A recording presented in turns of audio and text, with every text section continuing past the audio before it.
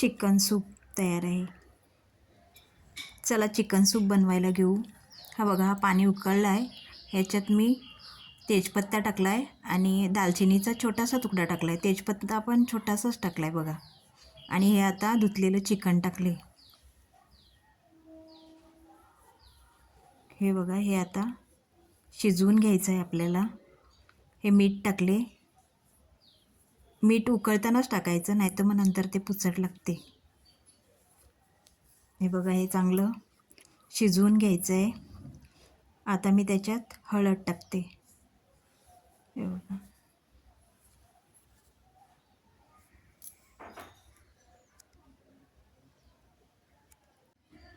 हे बघा झाले आपलं, उकळले, हे शिजले. रेसिपी आवडली तर चॅनलला सबस्क्राईब करून लाईक, शेअर आणि कमेंट नक्की करा. हे बघा, हे आता आपल्याला थंड करून घ्यायचं आहे. हे बघा, हे आता थंड झाले. हे आता मी गाळून घेते. याचं फक्त पाणी घ्यायचं आहे आपल्याला, कारण याचं आपल्याला सूप बनवायचं आहे. मी याच्यात मसाला वगैरे नाही टाकला, तुम्हाला आवडत असेल तर टाका. हे बघा, हे बघा, जिरं तेलात मारून घ्यायचं आहे चांगलं. आणि मग आम्ही लसूण टाकला आहे, आलं टाकले. हे मी किसून टाकले.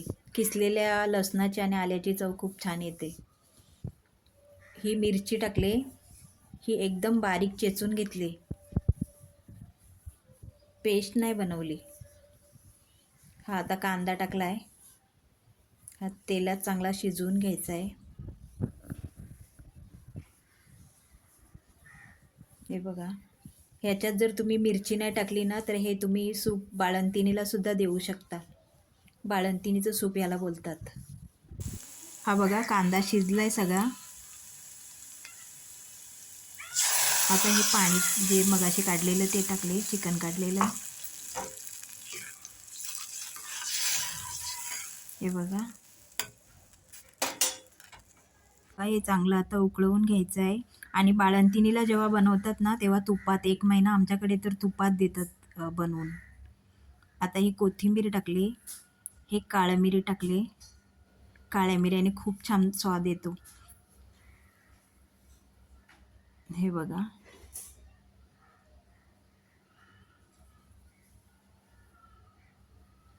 हे असंच पातळच ठेवायचं आहे. झाले आपलं सूप तयार, चिकन सूप तयार आहे.